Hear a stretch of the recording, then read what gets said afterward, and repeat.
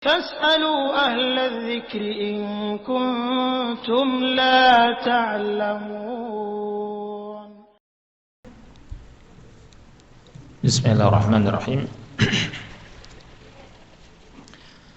السلام عليكم ورحمة الله وبركاته. إن الحمد لله نحمده ونستعينه ونستغفره ونعوذ بالله من شرور أنفسنا ومن سيئات أعمالنا. من يهده الله فلا مضل له ومن يضلل فلا هادي له.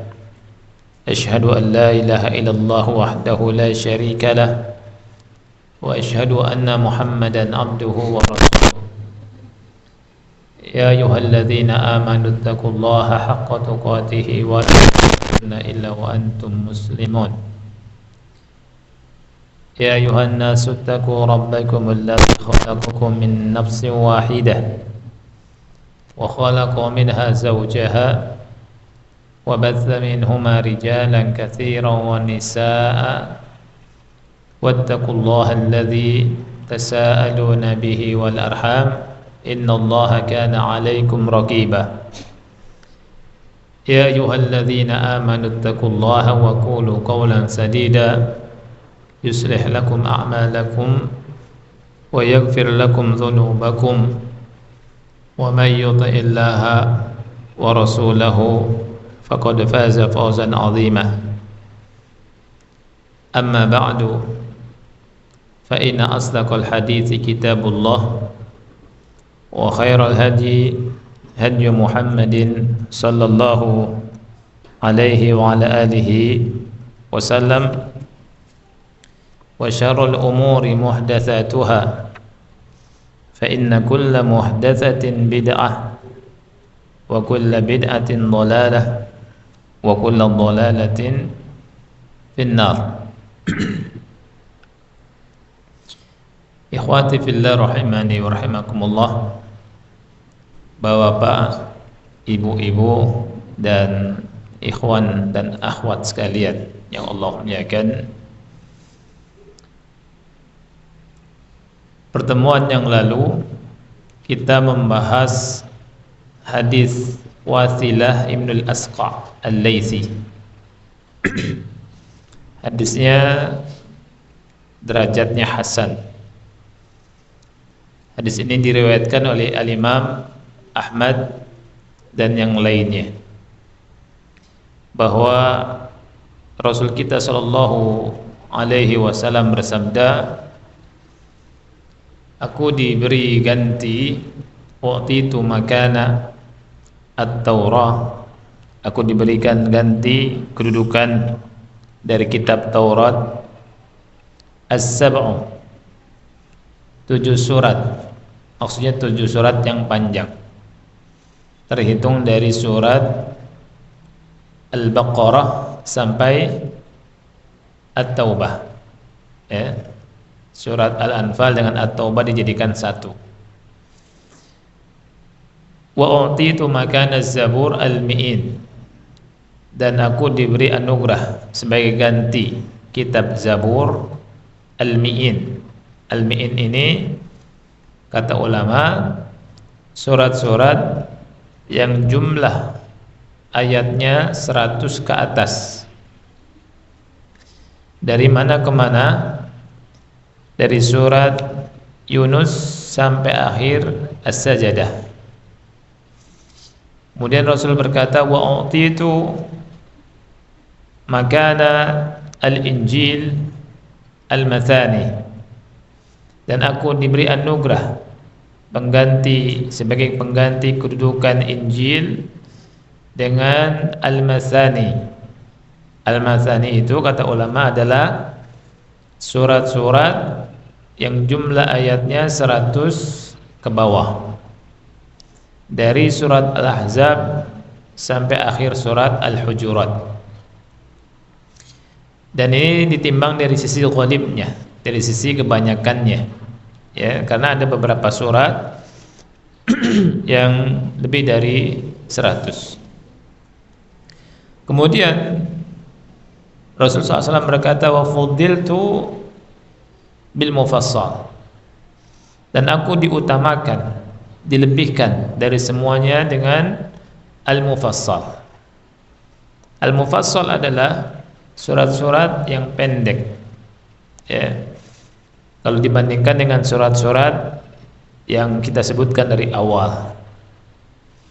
Dan surat-surat mufassal ini dari surat Qaf sampai An-Nas, dan kaum salaf itu sangat perhatian dengan surat-surat al-mufassal, sehingga kita dapati banyak hadis, ya, berbicara tentang mufassal, dan anak-anak sahabat Rasul kita sallallahu alaihi wasallam menghafal dari surat-surat mufassal dulu. Berikutnya, pada pertemuan yang lalu kita jelaskan bahwa al-mufassal itu terbagi 3. Ada yang panjang, ada yang pendek, dan ada yang panjang, ada yang sedang, dan ada yang pendek. Mufassal yang panjang disebut dengan tiwalul mufassal. Tiwalul mufassal ini dari surat Qaf sampai An-Naba. Ini mufassal yang panjang. Kemudian mufassal yang sedang disebut dengan awsatul mufassal. Ini dari An-Naba sampai Ad-Duha. Kemudian mufassal yang ketiga adalah mufassal yang pendek, yang dikenal dengan qisarul mufassal. Qisar mufassal, mufassalnya sendiri sudah menjelaskan tentang surat-surat yang pendek. Qisarnya juga menjelaskan tentang surat-surat yang paling pendek dari surat-surat mufassal. Dan qisar mufassal itu dari surat Ad-Duha sampai An-Nas. Ad-Duha sampai An-Nas.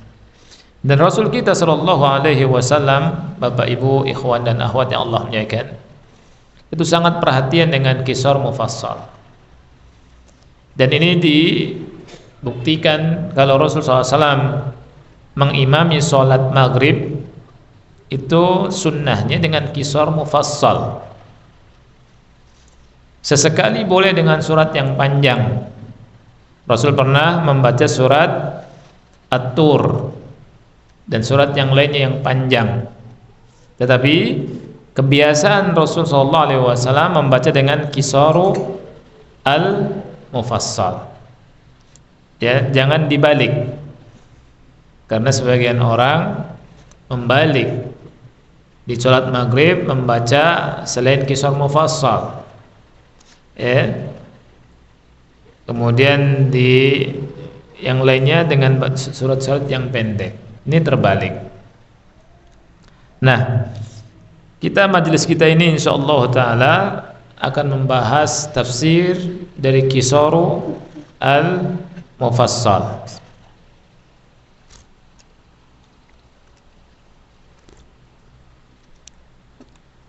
Jadi tafsir qisar al-mufassal. Jadi qisar mufassal itu dari surat apa ke apa tadi? Ad-Duha sampai An-Nas. Berapa surat itu? 22 surat. Ya, 22 surat. Nah, jadi kalau ada tafsir qisar mufassal itu tafsir 22 surat. Ya. Surat yang pertama dari qisar mufassal, dan ini merupakan awal dari qisar mufassal, adalah surat Ad-Duha. Ya, surat Ad-Duha. Kita bahas yang pertama tentang turunnya.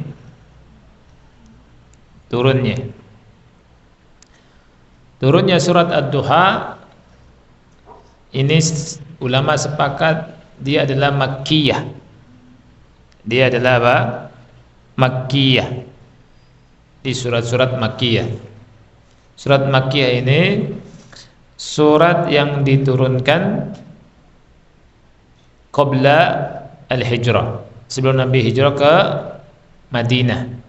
Ya. Jumlah ayatnya ada 11 ayat. Dan ulama berkata jumlah kalimatnya ada 40 serta hurufnya ada 172.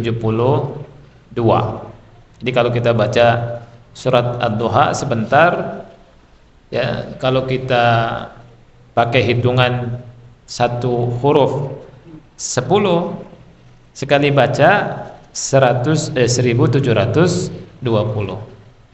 Ya, dan itu tidak memakan waktu yang panjang. Ya. Wadduha wal laili idza saja ma wadda'aka rabbuka wa ma qala. Ya, mungkin berapa detik ya selesai.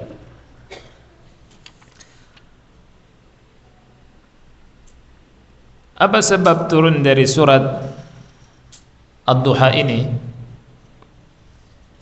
Tentang sebab turun dari surat Ad-Duha ini disebutkan dalam hadis yang dikeluarkan oleh Imam Al-Bukhari dan Muslim dari Jundub bin Sufyan radhiyallahu an, dia berkata, ishtaka Rasulullah sallallahu alaihi wasallam falam yakum lailatain aw thalathan. Rasulullah sallallahu alaihi wasallam pernah sakit dan tidak bisa bangkit 2 atau 3 malam. Rasulullah SAW pernah sakit dan beliau tidak bangkit 2 atau 3 malam. Faja'at imra'atun faqalat ya Muhammad inni la arju an yakuna syaitanuk qad tarakak. Kemudian datanglah seorang wanita, istrinya Abu Jahal, datanglah kepada Rasulullah SAW dan berkata, wahai Muhammad, saya berharap syaitanmu telah meninggalkanmu. Lam arahu qarubaka munzu lailataini aw thalathan. Aku tidak melihat dia mendekatimu sejak 2 atau 3 malam yang lalu. Maka turunlah firman Allah Ta'ala, wadduha wal laili idza saja ma wadda'aka rabbuka wa ma qala. Ya, surat Ad-Duha. Nah, ini sebab nuzul surat apa? Ad-Duha. Ya. Tentang sebab nuzul, kata ulama, Al-Quran terbagi 2. Nuzul Quran itu ada sababi, ada ibtidai. Ya. Jadi Al-Quran turun, ada yang datang dengan sebab. Jadi turun ada sebab nuzulnya, seperti surat Ad-Duha ini. Ada yang turun secara langsung, namanya, istilahnya dalam ilmu usul tafsir, ibtidai. Dan yang paling banyak dari Al-Quran itu ibtidai, turun tanpa sebab nuzul. Ya, sekali lagi, ghalib dari Al-Quran, kebanyakan Al-Quran itu turun tanpa sebab nuzul. Oleh karena itu merupakan kesalahan atau kekeliruan, ya, mungkin didasari karena ketidakpahaman. Ya, saya pernah diminta ngisi kajian rutin di daerah Bogor. Kemudian panitianya minta, Ustadz, kami minta setiap ayat atau surat sebutkan sebab nuzulnya. Ya, Anda bilang nggak mungkin. Ya, karena sebab nuzul itu dengan dalil, dan sebab nuzul juga itu kalau kita cek di beberapa kitab seperti kitab Al-Imam Suyuti, Lubab An-Nuqul, itu tidak semuanya sahih. Ada yang dhaif, bahkan ada yang maudhu'nya. Ya. Dan ada kitab yang sangat bagus, ya, namanya Al-Isti'ab. Al-Isti'ab kalau tidak salah fi ma'rifati asbabin nuzul. Antum bisa cek, ya, Al-Isti'ab. Ini ditulis oleh dua muridnya Syekh Albani rahimahullahu taala, Syekh Salim Al-Hilali hafizahullah dan Syekh Muhammad Musa Al-Nasr rahimahullah. Ada 3 jilid. Kenapa bagus? Karena di kitab Al-Isti'ab ini, 3 jilid ini dijelaskan mana sebab nuzul yang sahih atau hasan, mana sebab yang nuzul yang dhaif, bahkan maudhu'. Jadi kita ketika berbicara di atas ilm, tidak berbicara di atas kebodohan. Ya. Jadi sekali lagi bahwa Al-Qur'an turun itu dari sisi sebab nuzulnya ada 2. Ada sababi, memiliki sebab, ada ibtidai. Ibtidai ini langsung, yang tidak didahului dengan sebab nuzul. Dan yang paling banyak yang mana? Yang ibtidai, yang tanpa sebab nuzul. Ya. Adapun hadis itu ada sebab nuzulnya tidak? Hadis ada, tapi namanya bukan sebab nuzul. Namanya asbabu al-wurud, asbabu wurudil hadis. Nah, jadi sebab turunnya ayat yang mulia atau surat yang mulia ini, sebagaimana dijelaskan oleh sahabat yang mulia Jundub bin Sufyan, Nabi SAW pernah sakit berapa hari? 2 hari atau sekitar 3 hari. Bahkan sakitnya Nabi sampai tidak bisa bangun. Lam yakum disebutkan, tidak bisa bangun. Ini termasuk parah juga sakitnya, ya. Sehingga seorang wanita datang ke Rasul ngejek, ya, mencela. Dan wanita tersebut berkata, "Wahai Muhammad, aku berharap syaitanmu sudah meninggalkanmu, karena sudah 2 malam 3 malam tidak mendekatimu." Nah, kemudian Allah Subhanahu wa taala membela Nabi Muhammad sallallahu alaihi wasallam dengan menurunkan surat Ad-Duha ini. Wad-duha wal laili idza saja ma wadda'aka rabbuka wa ma qala. Disebutkan di ayat yang ketiganya, ma wadda'aka rabbuka wa ma qala. Ya. Tuhanmu tidak meninggalkanmu dan tidak pula membencimu. Nah, berikutnya ikhwan yang Allah muliakan, isi dari surat Ad-Duha secara global ada 6 perkara. Ada 6 perkara, ya. Yang pertama, qasam. Qasam ini sumpah. Ya, qasam ini apa? Sumpah. Qasam sumpah. Yang kedua, taudih. Taudih ini penjelasan. Ya. Yang ketiga, busyra. Busyra ini kabar gembira.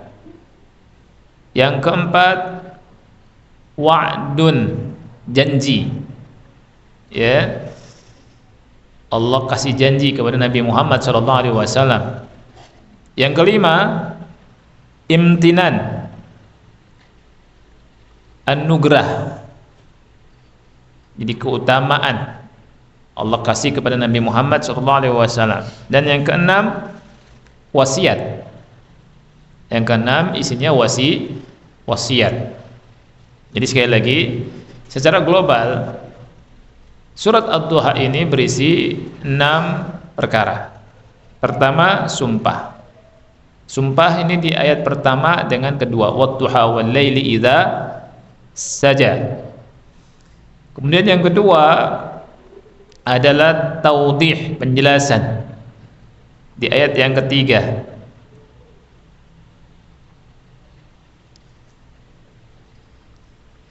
Yang keempat, busyra. Allah kasih kabar gembira kepada Nabi Muhammad sallallahu alaihi wasallam, ya, di ayat yang keempat. Dan yang kelima, wa'dun, janji, di ayat yang kelima, ya. Yang keempat itu janji, di ayat yang kelima. Yang kelima, imtinan, anugerah, ya, nikmat, keutamaan Allah berikan kepada Nabi Muhammad sallallahu alaihi wasallam di ayat yang ke-6 sampai ke-8. Kemudian yang terakhir, wasiat, di ayat yang ke-9 sampai ke-11.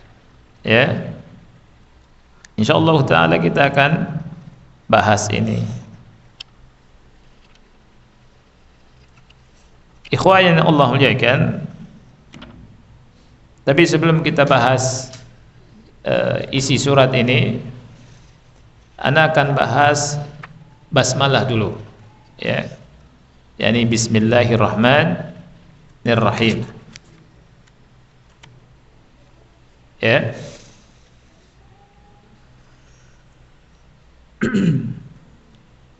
Bismillahirrahmanirrahim itu ada di awal setiap surat kecuali surat At-Taubah.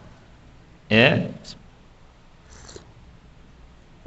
Ulama memberikan alasan kenapanya, di antaranya, ya, banyak alasannya. Di antaranya dia mengatakan basmalah ini berisi tentang rahmat. At-Taubah isinya surat tentang peperangan. Jadi enggak sinkron. Jadi tidak disebutkan basmalah. Alasan yang kedua, Al-Anfal dengan At-Taubah ini satu surat, sehingga para sahabat tidak menyebutkan basmalah di awal surat At-Taubah. Kemudian membaca At-Taubah itu langsung kita baca ayat yang pertama. Kalau kita baca Al-Anfal nyambung, ya. Tapi kalau kita awal At-Taubah, kita langsung baca ta'awud saja. Ta'awudnya seperti biasa, a'udzubillahi minasyaitonirrajim, atau a'udzubillahi as-sami'il 'alim minasyaitonirrajim, atau a'udzubillahi as-sami'il 'alim minasyaitonirrajim min hamzihi wa nafthihi wa nafsihi. Ya. Adapun yang ada di samping sebagian mushaf tuh min ghadabil jabbar dan seterusnya, ini kata ulama tidak ada keterangannya. Ya. Baik. Makna basmalah. Makna basmalah. Perhatikan ikhwan Allah muliakan. Ada sedikit yang ingin ana sampaikan tentang basmalah. Ya. Basmalah, kalau kita nyebut basmalah itu masdar. Kalau bismillah baknya di kasrah, ini ucapan basmalah. Ada kekeliruan di sebagian saudara kita mengatakan basmalah dengan double lam, basmalah. Ya, ini tidak tepat, ini salah. Karena basmalah ini masdar dari fiil basmala yubasmilu basmalatan, fa'lala yufa'lilu fa'lalatan. Jadi enggak boleh dibaca basmalah, tapi basmalah, karena dia masdar. Ya. Nah, kita orang Islam harusnya ngerti bahasa Arab. Ya. Ana melihat ada apotek basmalah, saya bilang loh kok salah ya, gitu. Tapi diwajari karena apa? Karena tidak semua orang paham masdar, ya. Tapi enggak tepat. Yang tepat basmalah. Adapun kalau bismillah baru lamnya double. Bismillah. Ya, bismillahirrahmanirrahim. Tapi kalau basmalah lamnya tidak double. Ya. Nah, basmalah sekali lagi basmalah lamnya enggak double ya. Kalau bismillah kan ma'ruf kita baca bismillah ketika mau minum bismillah. Ya, mau masuk toilet bismillah. Ya, dan seterusnya. Nah, sekali lagi basmalah lamnya tidak double. Basmalah. Kata basmalatun, basmalatan, ya. Nah, basmalah itu adalah qaulul abdi bismillahirrahmanirrahim. Basmalah adalah ucapan seorang hamba bismillahirrahmanirrahim. Ya. Dan maknanya bismillahirrahmanirrahim kata ulama abtadi'u qiraati mutabarrikan bismillahirrahmanirrahim musta'inan bihi. Abtadi'u aku memulai membaca Al-Qur'an mutabarrikan dengan dalam rangka mencari berkah dengan menyebut nama Allah yang Maha Pengasih lagi Maha Penyayang sekaligus minta tolong kepadanya. Ini makna basmalah. Jadi ulama tafsir menyebutkan seseorang yang mengucapkan basmalah itu dalam rangka mencari dua hal minimalnya, keberkahan dan minta tolong sama Allah. Ya. Dan ini pun tidak hanya dalam membaca Al-Quran. Dalam semua aktivitas yang kita lakukan dianjurkan kita baca bismillah. Ada yang wajib, ada yang sunnah. Ada yang wajib, ada yang sunnah. Ya. Seperti yang wajib ketika nyembelih ayam, nyembelih kambing, nah, baca bismillah. Karena kalau tidak baca bismillah jadi haram kita makan. Ini wajib. Ya. Sebagian ulama ketika wudu ada ikhtilaf antara ulama. Ya. Nah, yang lainnya ada yang sunnah. Tapi baca bismillah disyariatkan. Kita mau keluar rumah. Mau keluar rumah, kita keluar kaki kanan apa kaki kiri dulu? Keluar rumah itu kiri. Ya. Kalau masuk rumah, kalau masuk toilet kiri, keluar toilet kanan, masuk masjid kanan, keluar masjid kiri. Lihat ikhwan, berarti lebih utama mana, dalam rumah atau di luar rumah? Dalam rumah. Dari cara masuk saja kelihatan. Ketika masuk rumah itu kaki kanan, keluar kaki kiri. Ini menunjukkan di dalam rumah lebih utama daripada di luar rumah. Makanya wanita yang di dalam rumah lebih utama daripada yang suka keluar rumah. Di dalam masjid dengan di luar masjid lebih utama mana? Dalam masjid. Jadi kita cara masuk saja kelihatan. Di WC kaki kanan apa kaki kiri dulu? Kiri. Ini menunjukkan lebih utama mana, di dalam WC atau di luar WC? Di luar WC. Karena di luar WC kita menggunakan kaki kanan, masuk WC kaki kiri. Tapi subhanallah, di masa ini banyak orang yang tidak ngerti sunnah di WC. Maunya berlama-lama di WC, kemudian WC-nya dibikin seperti kamar tidur supaya bisa baca macam-macam, baca koran dulu ya, waktu ada koran. Ini tidak sesuai sunnah Rasulullah sallallahu alaihi wasallam. Karena banyak setan. Ketika kita masuk WC, bismillahi Allahumma inni a'udzubika minal khubuthi wal khaba'is. Ya, baca basmalah. Keluar rumah juga kita baca basmalah. Bismillahi tawakkaltu 'ala Allah la haula wala quwwata illa billah. Ini pelajarannya. Kita mau minum bismillah. Kita mau nulis bismillah. Kita mau makan bismillah. Mau beraktivitas apapun bismillah. Karena apa? Untuk cari berkah. Supaya Allah kasih berkah, turunkan keberkahan dalam aktivitas kita. Jadi jangan lupa dengan bismillah. Jangan menganggap bismillah itu perkataan atau zikir yang ringan. Tidak. Zikir yang sangat kuat, yang Allah janjikan keberkahan. Jadi nggak usah cari berkah jauh-jauh. Ya, ada orang ngumpulin duit, ya, janjian di hari fulani bersama bus fulaniyah, ya kan, bersama rombongan fulan, ya, bajunya putih-putih, muter dari satu kuburan ke kuburan lain, cari berkah katanya. Berkah itu membaca Quran berkah. Allah katakan mubarak, bismillah juga berkah. Lihat kata ulama, abtadi'u qiraati mutabarrikan, nyari berkah dengan menyebut nama Allah Subhanahu wa taala plus musta'inan. Musta'inan itu artinya apa? Minta tolong. Oleh karena itu kita jumpai perkataan ulama seperti Syekh Saleh Al-Fauzan hafizahullah taala mengatakan ba dalam bismillah, ba harfu jar, ya, huruf jar, itu kata beliau ba-nya ba lil isti'anah.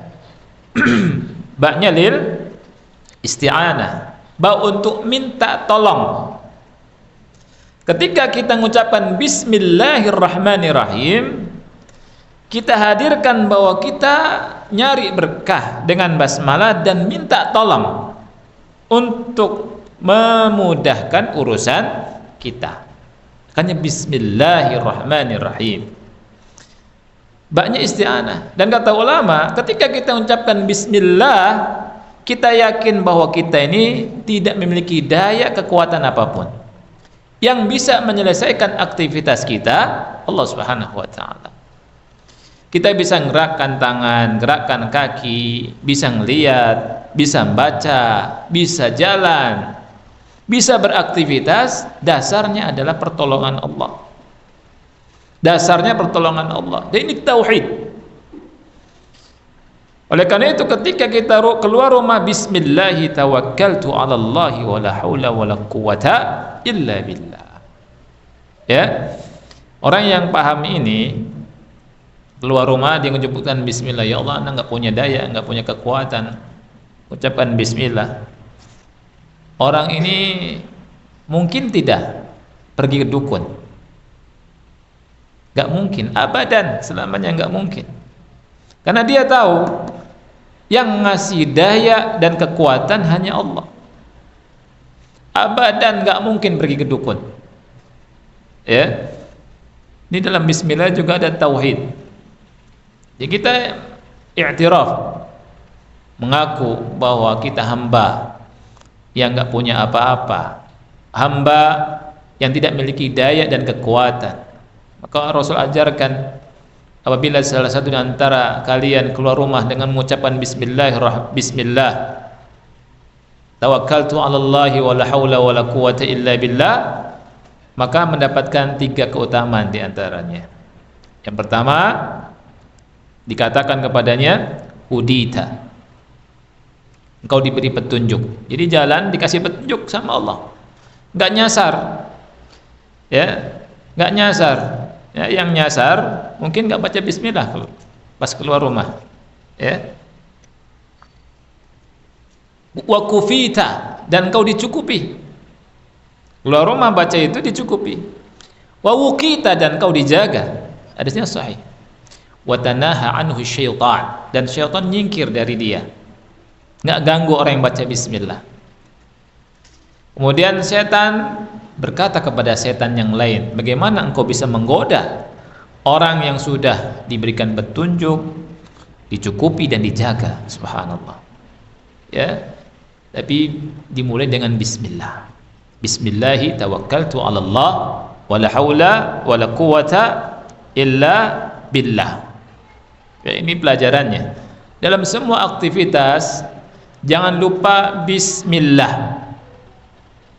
Dalam semua aktivitas kita, kita mengucapkan bismillah. Dengan bismillahnya saja atau bismillahirrahmanirrahim. Sebagian ulama seperti Al-Imam Nawawi boleh semuanya baca itu. Ya. Sebagian ulama itu membedakan kalau makan minum bismillah saja. Yang lainnya bismillahirrahmanirrahim. Ya. Atau amalan-amalan yang cukup dengan tanpa ar-Rahman ar-Rahim, maksudnya lafadznya ya. Itu kita sebutkan sesuai dengan yang dicontoh di hadis Rasul sallallahu alaihi wa ala alihi wasallam. Bapak Ibu yang dimuliakan oleh Allah Subhanahu wa taala, itu makna bismillah. Yang kedua, kita akan bahas keutamaan basmalah. Ya. Basmalah memiliki banyak keutamaan. Basmalah memiliki banyak keutamaan. Di antaranya, yang pertama, al-basmalatu adabun ma'allah ta'ala. Ma'allahi ta'ala. Basmalah itu merupakan adab kita bersama Allah Ta'ala. Jadi basmalah merupakan adab kita bersama Allah Ta'ala. Ulama berkata, innal bad'a bismillahi huwa adabun ma'allahi ta'ala, wa qad awha Allahu li nabiyhi sallallahu alaihi wasallam fi awwali ma nazala minal qur'ani bidzalika bittifaq, wa huwa qauluhu ta'ala iqra bismi rabbika. Sesungguhnya memulai aktivitas dengan menyebut nama Allah ini merupakan adab bersama Allah. Allah Subhanahu wa taala telah mewahyukan kepada nabinya Nabi Muhammad sallallahu alaihi wasallam di awal surat atau awal surat yang Allah turunkan Al-Qur'an dengan bismillah, dengan menyebut nama Allah. Ya, yakni firman Allah taala, iqra bismi rabbik. Jadi surat pertama kali yang turun surat apa? Al-Alaq. Al-Alaq. Di mana turunnya ibu-ibu, bapak ibu? Al-Alaq di Gua Hira. 1 sampai 5 di Gua Hira. Namanya di Jabal Nur. Nah, di bawah sekarang ada tuh museum wahyu. Nanti akan dibikin naik ke atas tuh, kereta gantung. Entah kapan, apa 2 tahun lagi atau setahun lagi, ya. Nah, turun di situ Al-Alaq ayat 1 sampai 5. Surat yang kedua yang turun setelah Al-Alaq surat apa? Siapa yang tahu? Al-Mudaththir. Ya, surat yang ketiga siapa yang tahu? Al-Qalam. Ya. Surat yang keempat Al-Muzammil. Baru Al-Fatihah. Jadi Al-Fatihah surat yang kelima. Sebagian ulama mengatakan Al-Fatihah itu surat yang ketiga yang turun. Ya. Jadi dalam tertib turunan surat itu Al-Fatihah surat yang kelima. Tetapi lihat ikhwan, ulama memasukkan Al-Fatihah di nomor 1, urutan 1. Ini menunjukkan bahwa tertib suara ini ada ketentuannya tersendiri. Ya. Baik. Kita lanjutkan. Wa hadza taqrirun li tauhidillah. Lihat. Jadi basmalah itu merupakan takrir, penetapan tauhidullah. Sebagaimana firman Allah Ta'ala di surat Al-Hadid ayat 3, huwal awwalu wal akhiru wal zahiru wal batinu wa huwa bikulli syai'in alim. Fahuwa subhanah al-ilahul haq alladhi khalaqa kulla mawjud wa huwa alladzi bada'ahu wa ilaihi yantahi. Allah Subhanahu wa taala adalah ilah yang hak, yang menciptakan semua makhluk yang ada, dan dialah yang memulainya dan berakhir kepadanya. Allah Ta'ala berfirman di surat Al-Anbiya ayat 104, kama bada'na awwala khalqin nu'iduh wa'dan alaina inna kunna fa'ilin. Sebagaimana kami memulai penciptaan, kami pun sangat sanggup untuk mengulanginya. Wa'dan alaina itu merupakan janji kami, inna kunna fa'ilin, pasti kami melakukannya. Nah, penyebutan nama Allah ini merupakan adab. Oleh karena itu ikhwan yang Allah muliakan, hamba yang betul-betul hamba Allah itu bahagia ketika menyebutkan nama Allah. Makanya ketika semua aktivitas yang dia lakukan pasti nyebut nama Allah dulu, karena adab bersama Allah. Makanya dalam semua surat disebutkan basmalah di awalnya. Ini ada isyarat dari Allah bahwa kita ketika melakukan aktivitas sebut nama Allah dulu, adab. Bismillah, dengan menyebut nama Allah. Minimalnya ada dua hal tadi, mencari berkah dan minta tolong. Mencari berkah dan minta tolong kepada Allah. Yang kedua, keutamaan basmalah, al-basmalatu sunnatul anbiya. Basmalah itu merupakan sunnahnya para nabi.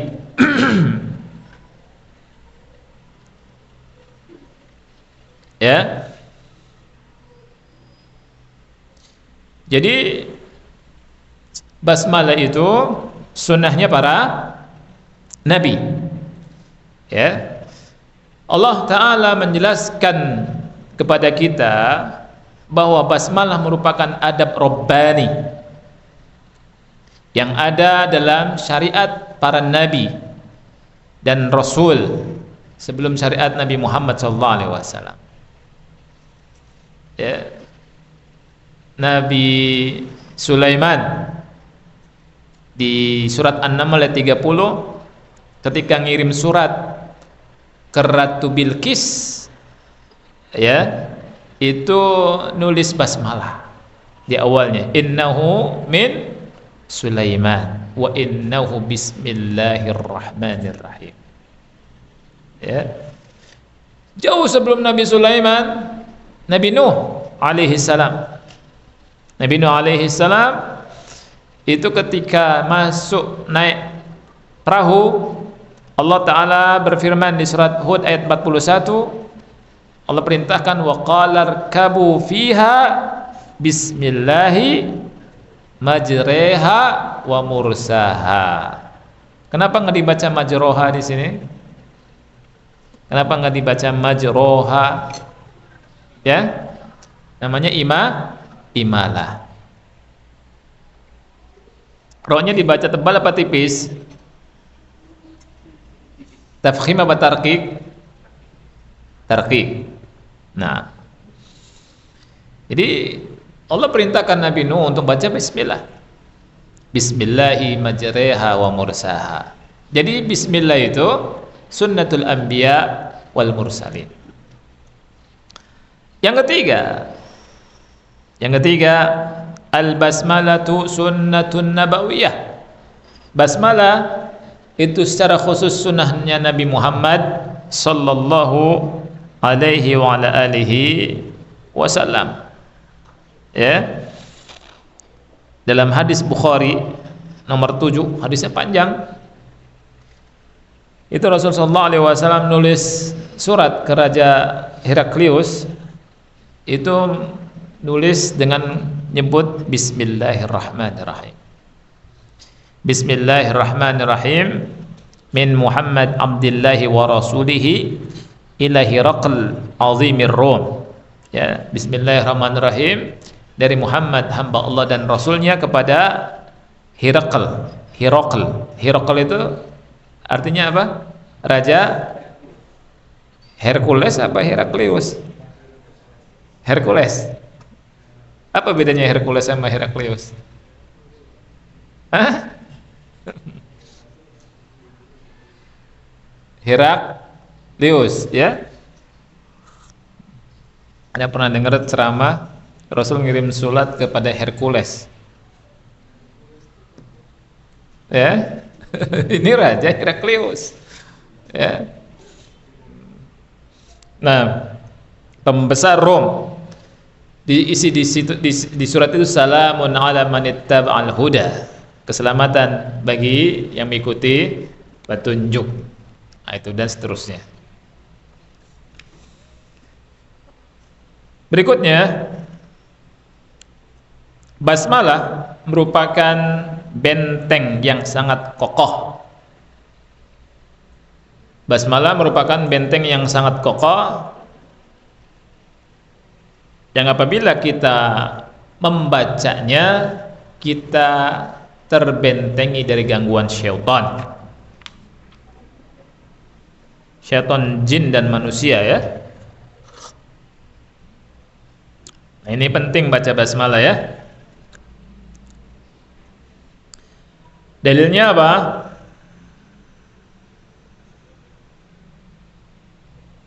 Surat Al-Isra 46. Al-Isra 46. Wa idza dzakarta rabbaka fil Qur'ani wahdahu wallau ala adbarihim nufura. Rasul sallallahu alaihi wasallam bersabda dalam hadis riwayat Muslim, "Idza dakhala ar-rajulu baitahu fa dzakara Allah inda dukhulihi wa inda ta'amihi qala asy-syaitan la mabita lakum wa la 'asha." Kata Rasul, kalau seseorang masuk rumahnya kemudian mengingat nama Allah ketika masuk dan ketika makan, maksud mengingat nama Allah ketika masuk dan ketika makan itu menyebutkan basmalah. Syaitan berkata, la mabita lakum wala asya. Tidak ada tempat menginap, kata syaitan, bagi kalian, dan tidak ada makanan bagi kalian. Wa idza dakhala falam yadhkurillaha inda dukhulihi qala asy-syaitan adraktumul mabit wa idza lam yadhkurillaha inda ta'amihi qala adraktumul mabit wal 'asha. Dan apabila masuk ke rumah tidak menyebut nama Allah, maka syaitan berkata, kalian mendapati penginapan. Jadi penginapannya syaitan itu rumah-rumah manusia, yang manusia kalau masuk ke rumah itu tidak baca bismillah. Itu tuh. Enak gak syaitan ikut masuk? Dari luar kita masuk ya ke rumah, syaitan masuk juga. Gimana ceritanya? Ya. Ini wahyu dari Allah lewat lisan Rasulullah sallallahu alaihi wasallam. Kita nggak ngelihat. Betul kita ngelihat, tapi kita dituntut untuk yakin, seyakin-yakinnya. Karena kalau Rasul bilang, itu hadis, Allah berfirman, "Wa ma yantiqu 'anil hawa in huwa illa wahyu yuha." Kata Rasul, kalau orang masuk rumah nggak baca bismillah, setan masuk. Kata setan, adraktumul mabit. Ada penginapan nih. Ya. Ada tempat nginap. Oh, nginap situ. Emang enak nginap sama setan. Ya. Tapi kalau kita masuk baca bismillah, kata setan, enggak ada tempat penginapan. Enggak bisa masuk. Subhanallah. Hisnun matin. Basmalah itu penjaga yang kuat, benteng yang kuat. Enggak bisa masuk setan itu. Ya. Jadi nggak aneh kalau misalkan setan dimasukin ke botol. Ya, setan ini bisa terbang, bisa masuk, dinding bisa ditembus, akhi. Itu setan. Nah, ngalanginnya dengan apa? Bismillah. Ya. bukan nyari hantu, jadi pemburu hantu, ya kesana kemari bawa botol, ini nggak benar. Kemudian setan bilang, kalau tidak baca bismillah, setan bilang, setan bilang, kalian mendapatkan makanan dari orang yang tidak membaca apa? Basmalah ketika makan. Itu. Jadi kalau kita mau makan, jangan lupa basmalah, bismillah. Ya. Tapi pas lupa sudah makan mau di akhir, kita baca bismillahi awwalahu wa akhirahu, langsung dimuntahkan sama syaitan. Itu kalau lupa. Wah, hebat.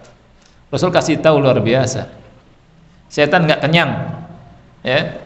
Nah, setan itu musuh kita, Bapak Ibu. Jangan biarkan mereka kenyang dari kita. Ya. Jadi kalau lupa bismillah, bismillahi awwalahu wa akhiruh, muntah kata Rasul. Ya. Nah, subhanallah. Kemudian ada hadis yang dikeluarkan oleh Ibnu Majah. Hadisnya disahihkan oleh Syekh Albani rahimahullah di Sahih Ibnu Majah. Rasul bersabda, "Satru ma bainal jinni wa aurati bani Adam idza dakhala al-kanifa an yaqula bismillah." Penutup antara jin dan aurat anak cucu Adam itu adalah ucapan bismillah. Jadi Bapak Ibu, kalau kita ingin tidak disenangi sama syaitan, ya, masuk WC, keluar WC harus zikir. Di antara zikirnya baca bismillah. Menanggalkan pakaian bismillah. Ya, supaya setan tidak senang.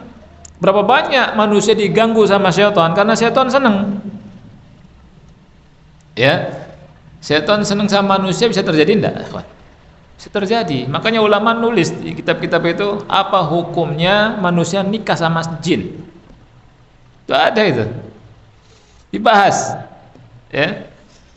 Apa hukum nikah sama jin? Dan jin juga punya usyak.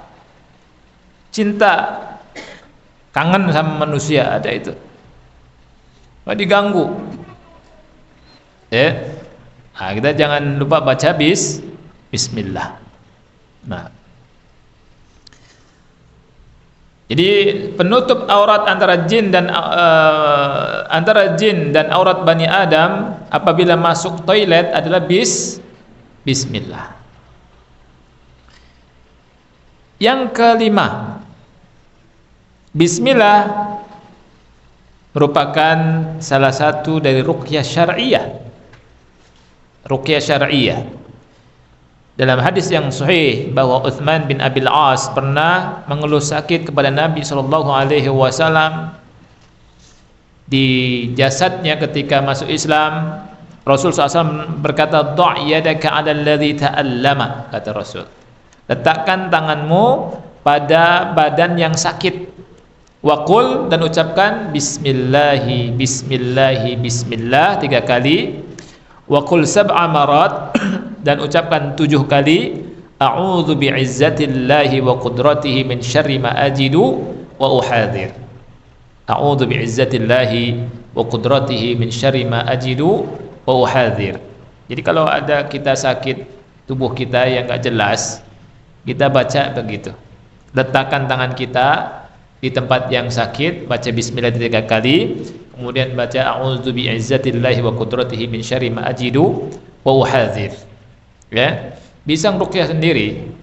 Jangan ruqyah ke pengruqyah. Apalagi kalau pengruqyah itu pengruqyah dodol. Ya, yang enggak punya ilmu. Pengruqyah yang bodoh. Ya, ada ruqyah masal, ada daurah ruqyah tapi dia nggak punya ilmu tentang ruqyah. Akhirnya karena terlalu berlebihan, kalau minum obat berlebihan namanya apa tuh? Overdosis. Nah, sekarang banyak overdosis ruqyah itu, akhi. Akhirnya karena overdosis, semua dikaitkan dengan jin. Mata kedut-kedutan, dia bilang ada jin di sini. Ya, kemudian tangan kedut-kedutan, ada jin di tangan. Kaki kedut-kedutan, ada jin di kaki. Perut kedut-kedutan, ada jin di perut. Sampai motor mogok, diruqyah motornya. Ini kan bahlul akhi. Padahal bensinnya habis. Ya kan? Ini berlebihan. Ya. Nah, ini rumah disiram-siram dan seterusnya. Ya. Nah, ini karena nggak ngerti sunnah. Ya. Baik. Kemudian yang keenam, ya, yang keenam terakhir. Jadi pembahasan kita di hari ini pembahasan basmalah aja dulu ya. Yang keenam, basmalah adalah sunnatus salaf, sunnahnya kaum salaf dalam memulai tulisan mereka. Basmalah adalah sunnahnya kaum salaf dalam memulai tulisan mereka. Nah. Imam Bukhari nulis kitab sahihnya dengan bismillah. Ya, bismillahirrahmanirrahim. Di atas kitab Kaifa kana bad'ul wahyi ila Rasulillah sallallahu alaihi wa alihi wasallam. Ya, jadi Imam Bukhari subhanallah hadiskan wahyu, dan Imam Bukhari diberi taufik sama Allah menulis Sahih Bukhari, ya, yang 4 jilid sekarang jadi 1 jilid, ya, jilid kecil, itu ditulis dengan bismillahirrahmanirrahim. Ibnu Hajar Asqalani mengatakan apa? Tentang permulaan beliau, wa yu'ayyiduhu anna awwala syai'in min al-Qur'an nazala min al-Qur'an iqra bismi rabbik fa tariqut ta'assi bihi al-iftitah bil basmalah. Kitab pertama kali yang ditulis oleh Bukhari itu, ya, Kaifa kana bad'ul wahyi ila Rasulillah SAW, bagaimana permulaan wahyu turun ke Rasul SAW. Maka kata Ibnu Hajar, cocok dengan Al-Quran. Al-Quran awal kali turun, Iqra bismi rabbikal ladzi khalaq. Maka yang cocok dengan wahyu hadis kan wahyu juga, itu bad'ul wahyinya ditulis bismillahirrahmanirrahim. Subhanallah. Jadi Imam Bukhari punya fikih yang sangat dalam sekali. Dan kedalamannya kalau kita baca dijelaskan sama Ibnu Hajar Al-Asqalani. Makanya syarah terbaik dari kitab Sahih Bukhari syarahnya Ibnu Hajar Asqalani. Dia keluarkan fikihnya Bukhari. Dia jelaskan munasabahnya. Ya, kalau kita baca kitab Fathul Bari syarah Sahih Bukhari sangat asik sekali. Dan banyak sekali fawaid dari Fathul Bari, ya. Masih banyak pembahasannya, ikhwan Allah muliakan. Di antaranya tentang hukum basmalah di semua amalan, ya, ada yang baca wajib, ya, seperti kita kalau nyembelih ayam, nyembelih kambing, domba, nyembelih sapi, onta, itu wajib kita mengucapkan bismillah, ya. Kemudian ada yang sunnahnya istihbab, tapi istihbabnya muakkad. Istihbabnya muakkad ini sangat ditekankan sekali, ya, seperti makan minum ini nggak wajib tapi istihbab, karena kalau orang nggak baca bismillah makan minum nggak berdosa juga, ya kan, tapi setan masuk. Makanya disunahkan dengan sunnah yang sangat kuat, sebelum makan minum baca bismillah, ya, sebelum masuk rumah baca bismillah, ketika hubungan suami istri bismillah juga, ya. Rasul bersabda, "Lau anna ahadakum idza arada an ya'tiya ahlahu." Salah satu di antara kalian kalau ingin mendatangi istrinya, maka ucapkan bismillahi Allahumma jannibna syaitan wa jannibis syaitan ma razaqtana fa innahu in qaddara bainahuma walad lam yakun lisyaitan minhu nasib. Jadi kalau ditakdirkan punya anak, maka syaitan tidak ganggu. Kemudian ketika keluar rumah, ya, tadi hadisnya sudah kita bahas.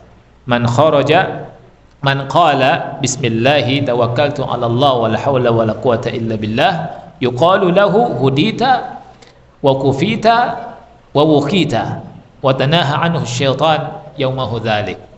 Ya, ini sudah kita jelaskan, wallahu a'lam bishawab. Ini yang barangkali kita bahas sebagai muqaddimah. Kita bahas tafsir Qisar al-Mufassal, mufassal yang pendek-pendek, ya. Baik, ana kira cukup. Ya, mudah-mudahan manfaat. Semoga kita bisa mengamalkan, ya, apa yang kita bahas, ya. Kita akhiri subhanakallahumma wa bihamdika asyhadu an la ilaha illa anta astaghfiruka wa atubu ilaik. Wassalamualaikum warahmatullahi wabarakatuh.